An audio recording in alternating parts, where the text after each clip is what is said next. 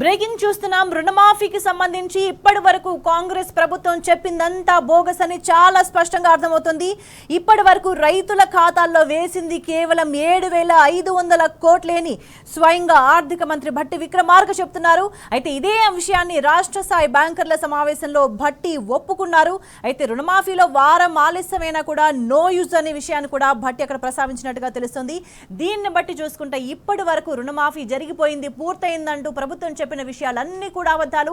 ఇప్పటి వరకు చేసిందంతా కూడా పూర్తి స్థాయి మోసం అనేది మనకి చాలా స్పష్టంగా అర్థమవుతున్న పరిస్థితి కనిపిస్తోంది. ఇప్పటి వరకు కూడా ప్రజలను ఏమార్చి రైతులను ఏమార్చి రుణమాఫీ చేశామంటూ రైతులను బ్యాంకర్ల చుట్టూ ఆఫీసుల చుట్టూ తిప్పుకుంటున్న ప్రభుత్వం పూర్తి స్థాయిలో రైతులను మోసం చేసింది, రైతుల నోట్లో రుణమాఫీ పేరుతో మట్టి కొట్టింది అనే విషయం చాలా క్లియర్గా అర్థమవుతుంది.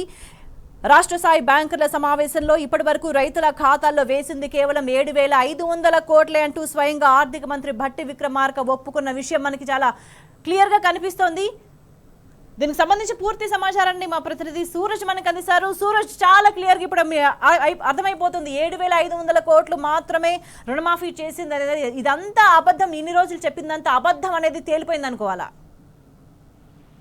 ఎగ్జాక్ట్లీ స్వేచ్ఛ. ఎందుకంటే రాష్ట్ర ఆర్థిక మంత్రి డిప్యూటీ సీఎం మల్లు భట్టి విక్రమార్క చాలా క్లియర్ గా ఇవాళ ఎస్ఎల్బిసి మీటింగ్ లో బ్యాంకర్ల పైన కోపం వ్యక్తం చేశారు, ఆగ్రహం వ్యక్తం చేశారు. ఇప్పటి వరకు 18,000 కోట్ల రూపాయలు ప్రభుత్వం తరఫున బ్యాంకులకు చేర్చితే రైతులకు మాత్రం బ్యాంకుల తరఫున అందింది 7,500 కోట్లు మాత్రమేనా అని నిలదీసిన పరిస్థితి కనిపిస్తోంది. మరోవైపు రుణమాఫీ అంశంలో ఒక వారం ఆలస్యమైనా కానీ దాని ఫలితం రాదు ప్రభుత్వానికి అని చెప్పేసి ఆయన ఆవేదన వ్యక్తం చేసిన పరిస్థితి కనిపిస్తుంది. ఈ కామెంట్ల నేపథ్యంలో ఇప్పటి వరకు ప్రభుత్వం పంట రుణమాఫీ విషయంలో చెప్తుందంతా కూడా బోగస్ అని తేలిపోయిందని చెప్పాల్సి ఉంటుంది. ఇప్పటి వరకు ముఖ్యమంత్రి కావచ్చు, ఇతర మంత్రులు కావచ్చు ఇస్తున్న స్టేట్మెంట్స్ అన్ని కూడా బోగస్ అని చెప్పేసి కూడా ప్రజలకు అర్థమవుతున్న పరిస్థితి కనిపిస్తుంది. ఇదే అంశాన్ని గడిచిన కొద్ది రోజులుగా ప్రతిపక్ష పార్టీలు దుయ్యబడుతున్న పరిస్థితి కనిపిస్తుంది. ఎందుకంటే మొట్టమొదలు దాదాపుగా 49,000 కోట్లు అవసరం ఉంటాయి ఈ పంట రుణమాఫీ కోసం. 2 లక్షల లోపు రుణాలు ఎవరు తీసుకున్నా ఆ రైతుకు ఖచ్చితంగా లబ్ధి చేకూరుస్తాము, అన్కండిషనల్ గా ఈ లబ్ధి ఉంటుందని చెప్పేసి ప్రభుత్వం ప్రకటించిన విషయం తెలిసిందే. ఎన్నికల సందర్భంలో ఈ హామీని కాంగ్రెస్ ప్రభుత్వం గుప్పించింది. ఆ తర్వాత పరిపాలనలోకి వచ్చిన తర్వాత అనేక రకాల కండిషన్స్, అనేక రకాల నిబంధనలు పెట్టి దాదాపుగా ఫిల్టర్ చేసినంత పని చేసింది. దాదాపుగా 60% మంది రైతులు జాబితాల నుంచి తమ పేర్లు కోల్పోవాల్సిన పరిస్థితి కనిపిస్తుంది. మొత్తంగా చూసుకుంటే కనుక సంఖ్యాపరంగా చూసుకుంటే కనుక కేవలం 22 లక్షల మంది రైతులు మాత్రమే ఇప్పటివరకు లబ్ధి పొందారని స్టాటిస్టిక్స్ ఇప్పటి వరకు వెల్లడించాయి. అయితే ఈ 22 లక్షల మంది సంబంధించి కూడా ఇంకా పూర్తి స్థాయి స్పష్టత రావాల్సి ఉంది. ఎందుకంటే బ్యాంకర్ల సమావేశంలో ఇవాళ స్వయంగా 7,500 కోట్ల రూపాయలు మాత్రమే ఇప్పటివరకు రైతుల ఖాతాలోకి చేరాయని చెప్పేసి స్వయంగా ఉప ముఖ్యమంత్రి భట్టి విక్రమార్క ప్రకటించిన నేపథ్యంలో అసలు ఎవరెవరికి లబ్ధి చేకూరిందనే దానికి సంబంధించిన స్పష్టత కొరవడింది. పూర్తిగా అస్పష్టమైన అసందిగ్ధమైన పరిస్థితిలో ప్రస్తుతం రైతాంగం అంతా నెలకొని ఉంది అని చెప్పాల్సి ఉంటుంది. ఈ నేపథ్యంలోనే అసలు ముందు ప్రకటించిన విధంగా 49,000 కోట్లు కాకుండా బడ్జెట్ కు వచ్చేసరికి దాన్ని పూర్తిగా 26,000కు కుదించిన పరిస్థితి కనిపిస్తుంది. మధ్యలో ఒక రోజు కేబినెట్ సమావేశం తర్వాత ముఖ్యమంత్రి రేవంత్ రెడ్డి స్వయంగా సచివాలయంలో పత్రికా సమావేశం నిర్వహించి 31,000 కోట్ల మేరకు రైతాంగానికి పంట రుణమాఫీ చేస్తున్నామని ప్రకటించిన పరిస్థితి కనిపించింది. ఆ తర్వాత బడ్జెట్ కు వచ్చేసరికి దాన్ని 26,000 కోట్లకు కుదించారు. 26,000 కోట్లకు కుదించిన తర్వాత మళ్ళీ ఫీల్డ్ లెవెల్ కు వచ్చేసరికి కేవలం 17,800 కోట్లు మాత్రమే రైతాంగానికి చేరే విధంగా ప్రభుత్వం ఏదైతే నిధులు విడుదల చేసిన పరిస్థితి కనిపిస్తుంది. ఇవాళ అదే అంశాన్ని కూడా మల్లు భట్టి విక్రమార్క ఎస్ఎల్బిసి సమావేశంలో వెల్లడించారు. ఈ 17,800 కోట్ల రూపాయల్లో కూడా బ్యాంకర్ల దగ్గర మరి 7,500 కోట్ల రూపాయలు మాత్రమే రైతుల ఖాతాల్లోకి వెళ్ళి అంచనాలు తగ్గించిన మాట ఒక క్షణం పక్కన పెడితే 17,934 కోట్లు మాఫీ చేసినమని గత 4-5 రోజుల నుంచి కూడా ఊదరగొడుతుంది. మరి ఇప్పుడు 7,500 కోట్లకి 17,934 కోట్లకి దాదాపు 10,000 కోట్లకు పైగా గ్యాప్ కనిపిస్తుంది.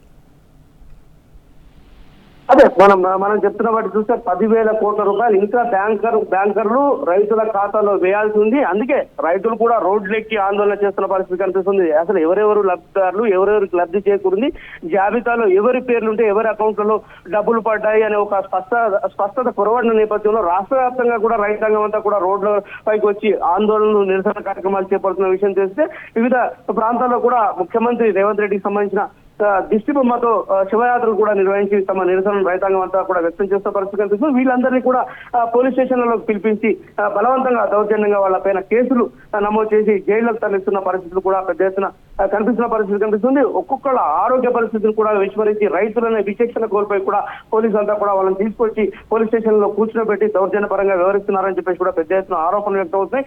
ఈ నేపథ్యంలోనే మొదటి నుంచి కూడా పంట రుణమాఫీ అంటేనే ఖచ్చితంగా రైతాంగాన్ని మోసం చేస్తుంది కాంగ్రెస్ ప్రభుత్వం అని చెప్పేసి ప్రతిపక్ష పార్టీ నిలదీస్తున్న పరిస్థితి కనిపిస్తుంది, దిగబడుతున్న పరిస్థితి కనిపిస్తుంది. రాష్ట్ర రైతాంగానికి అన్యాయం జరిగింది కాంగ్రెస్ పాలన అంటూ స్వయంగా బీఆర్ఎస్ వర్కింగ్ ప్రెసిడెంట్ కేటీఆర్ అటు రాహుల్ గాంధీకి మల్లికార్జున ఖర్గేకు ఢిల్లీకి లేఖ రాసిన విషయం తెలిసిన కాంగ్రెస్ పాలకులు రైతులను మోసం చేస్తున్నారని చెప్పేసి దాంట్లో ఆయన వ్యక్తం చేసిన విషయం కూడా తెలిసింది. ఇటు రాష్ట్ర వ్యాప్తంగా కూడా ఆందోళన ఉధృతం చేస్తాము, గ్రామానికి ఇంటింటికి తిరిగి ఖచ్చితంగా ఏ రైతు లబ్ధి పొందారు, ఎవరెవరు లబ్ధి పొందలేదు, జాబితాలో పేర్లు ఎందుకు కోల్పోయారు, ఎట్లాంటి పరిస్థితుల్లో వాళ్ళ పేర్లు జాబితా నుంచి మిస్ అయ్యాయనే దానికి సంబంధించిన సమాచారాన్ని పూర్తిగా సేకరించి కలెక్టర్లకు అప్పగిస్తామని చెప్పేసి కూడా కేటీఆర్ ప్రకటించిన విషయం తెలిసింది. ఇటు పంట రుణమాఫీ విషయంలో రాష్ట్ర రైతాంగాన్ని అటు రేవంత్ ఇటు కాంగ్రెస్ పాలకులు పూర్తి స్థాయిలో మోసం చేస్తున్నారని చెప్పేసి కూడా మాజీ మంత్రి ఎమ్మెల్యే సిద్దిపేట హరీష్ రావు కూడా ఆరోపిస్తున్న పరిస్థితులు చాలా స్పష్టంగా కనిపిస్తున్నాయి. ముఖ్యమంత్రిగా పూర్తిగా బాధ్యతారాహిత్యంగా వైఫల్యం చెందారని చెప్పేసి కూడా ఆయన ఆరోపణలు వ్యక్తం చేస్తున్న పరిస్థితి కనిపిస్తుంది. ఈ నేపథ్యంలో ముఖ్యమంత్రి పదవికి ఆయన రాజీనామా చేయాలని చెప్పేసి కూడా తీవ్ర ఎత్తున ఆయన ప్రకటన చేస్తున్న పరిస్థితి కనిపిస్తుంది. వీటన్నిటి నేపథ్యంలో రాష్ట్ర రైతాంగం నోళ్లలో మట్టి కొట్టిందనే అభిప్రాయం, కాంగ్రెస్ ప్రభుత్వం మట్టి కొట్టిందనే అభిప్రాయం మాత్రం బలపడుతూ వస్తుంది. రైతాంగానికి కనీస లబ్ధి చేకూర్చకపోగా వచ్చే రోజుల్లో రైతు భరోసా కూడా అందిస్తుందో లేదో కాంగ్రెస్ అనే ఆందోళన ప్రస్తుతం రైతుల్లో వ్యక్తమవుతుంది. ఇప్పటికే రైతు భరోసాను 2 దఫాలుగా ఇప్పటికే అందించాల్సి ఉంది. ఎలక్షన్స్ కు ముందు ఒక నెల రోజులు ఆగితే కనుక కాంగ్రెస్ ప్రభుత్వం ఏలుబడిలోకి వస్తే కనుక ఖచ్చితంగా 15,000 ఎకరానికి పంట రైతు భరోసా అందిస్తామని చెప్పేసి స్వయంగా రేవంత్ రెడ్డి ప్రకటించిన విషయం తెలిస్తే పూర్తిగా రైతు బంధు పేరు మార్చడానికే కాంగ్రెస్ పార్టీ కన్ఫైన్ అయిందని చెప్పాల్సి ఉంటుంది. రైతు బంధు నుంచి రైతు భరోసాగా దాని పేరు మార్చి అక్కడికి ఒక కేబినెట్ సబ్ కమిటీని వేసి దాన్ని పూర్తిగా అటకెక్కించిన పరిస్థితి. ఈ పాటికి ఒకవేళ రైతు భరోసా రూపంలో కూడా రైతులకు లబ్ధి చేకూరి ఉంటే దాదాపుగా ఒక్కొక్క రైతుకు పంట పెట్టుబడి కన్నా సాయం అంది ఉండేది. అది లేదు, ఇది లేదు, రెంట చెడ్డ రేవుడైంది రైతుల పరిస్థితి అనే ఒక ఆందోళన రైతుల్లో చాలా స్పష్టంగా కనిపిస్తున్న పరిస్థితి కనిపిస్తుంది. ఈ నేపథ్యంలో ప్రభుత్వాన్ని నిలదీసే పరిస్థితులు చాలా స్పష్టంగా కనిపిస్తాయి. రైతాంగం అంతా కూడా ఆందోళన బాట పడుతున్న పరిస్థితి కనిపిస్తుంది. ఇక ముందు తమ పేర్లు జాబితా నుంచి ఎందుకు మిస్ అయ్యాయో ఒక స్పష్టమైన ప్రకటన చేయకపోతే ఖచ్చితంగా ఆందోళన ఉధృతం చేస్తామని వాళ్ళు ప్రకటిస్తున్నారు. అయితే ఎందుకు మిస్ అయ్యామనే దానికి సంబంధించి ఎక్కే గడప దిగే గడప అనే చందంగా ఉంది రైతుల పరిస్థితి. అటు వ్యవసాయ శాఖ అధికారులను, ఇటు ప్రభుత్వ పెద్దలను, అటు వీలైతే ఎంఆర్ఓ ఆఫీసులకు కానీ ఇతర ఎక్కడ వీలైతే అక్కడ రైతులు వెళ్లి తమ పేరు ఎందుకు మిస్ అయిందని కనుక్కునే ప్రయత్నం చేస్తున్నారు. బ్యాంకర్లను కూడా సంప్రదించి తమ పేరు ఎక్కడ మిస్ అయిందని కనుక్కునే ప్రయత్నం చేస్తున్నారు. ఎక్కడ కూడా ఒక స్పష్టత రాకపోవడంతో వాళ్ళు అందరూ కూడా ఆందోళన చెందుతున్న పరిస్థితి కనిపిస్తుంది.